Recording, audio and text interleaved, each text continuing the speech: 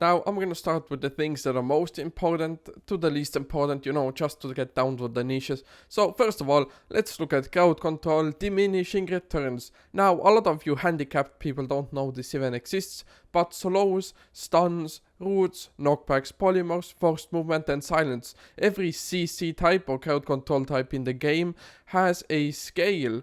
Now, the problem with this is every time you hit a specific crowd control ability, so let's say 2 stuns in a row, it gets decreased by 30%. So let's say you hit your first stun, it's 3 seconds long. You hit the second stun with the same weapon, it's 2.1 seconds.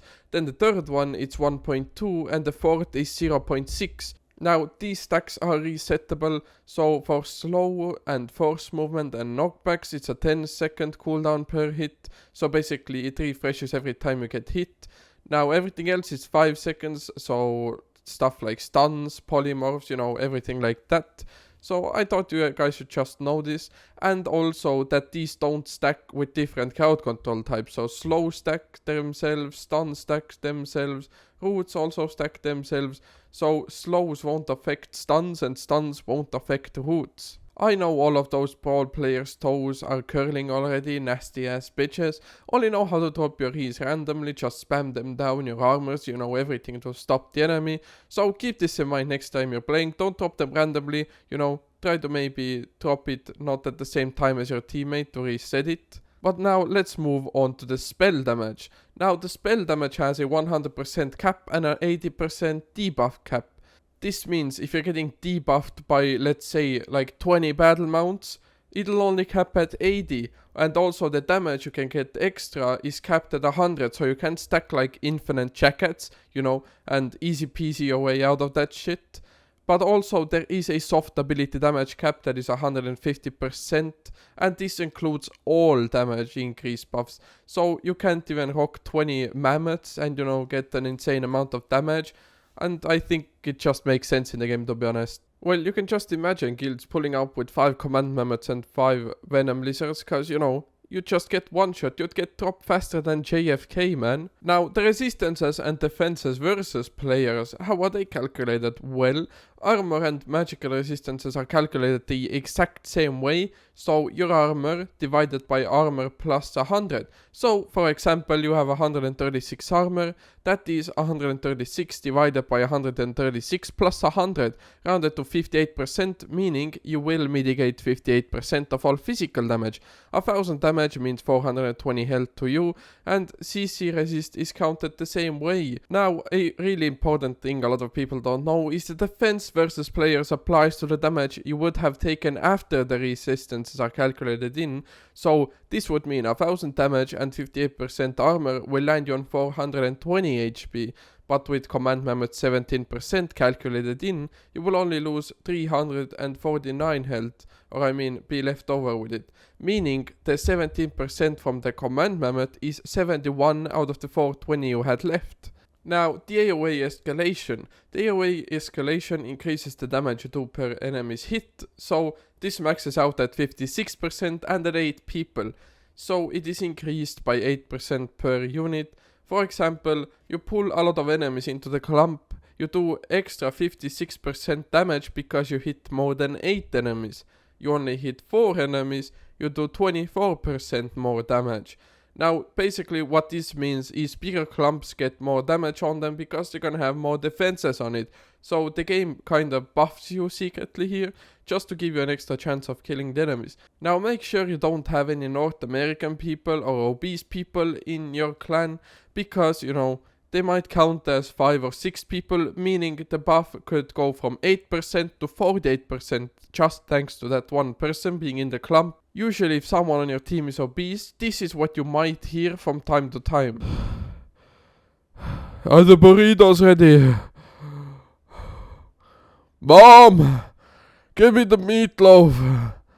I can't get up, man, I'm playing! Now, let's move on to healing sickness. Now, if you did not know this buff or debuff existed, honestly, why the fuck are you even playing healer, you dumbass bitch? I probably died because of you.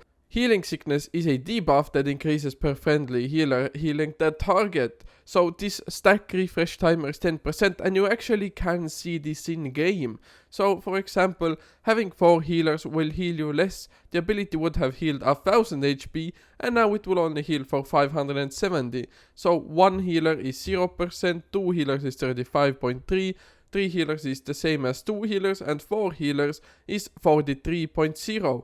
And honestly, at 6 healers, it's already at 54.7%, so make sure you don't spam your abilities like a brain dead healer. Now, let's move on to Disarray. Now, Disarray is one of the most important things in the game, so a lot of people don't know this, but Disarray is calculated depending on the Zerg's level. So, for example, if you have a 20% Disarray fighting against a 5%, the debuff is going to be 15%.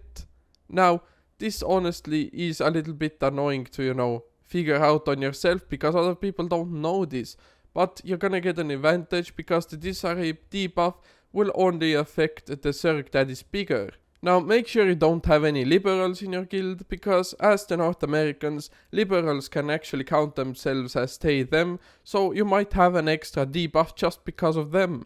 And I know a lot of you, a little bit special people, have been wondering why if you dismount as 30 DPS on a single solo tier 4 guy, it takes so long to kill him.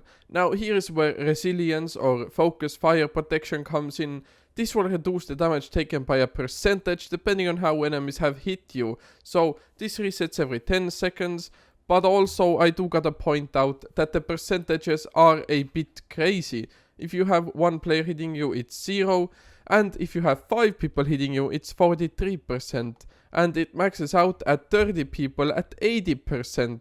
So an 80% in damage reduction in all classes, just because you fat fucks can't kill him yourself. You need to get your whole Zerg on him, you fucking pussies. Now there is a good thing to battle this, the resilience penetration. That is a stat that depends on the weapon. Different weapons have different penetrations, just like I did with your mother. Now, an example of this is, the enemy's resilience focus fire protection is 50%, which would mean 50% of the damage is mitigated. Your weapon has a 50% resilience penetration. The enemy will only mitigate 25% of the damage because the extra 50% of extra protection is held by your weapon, since 50% of 50% is 25%. I just had to explain it because I know a lot of people didn't graduate kindergarten, so it would be helpful since most Albion players are like that. Thanks for watching this video, make sure you subscribe, and I do have to point out, if you don't, I will fornicate with your mother tomorrow night. So, I'll see you in the next video. Or tomorrow. He spreads my cheeks and he makes me scream. He's my #1 daddy, gonna make him cream inside of me.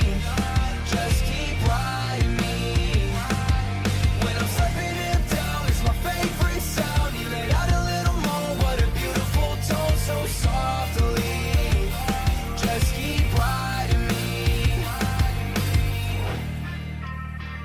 So let's go talk about it. You look so sexy when your hands are wrapped around it. Flip me over, be my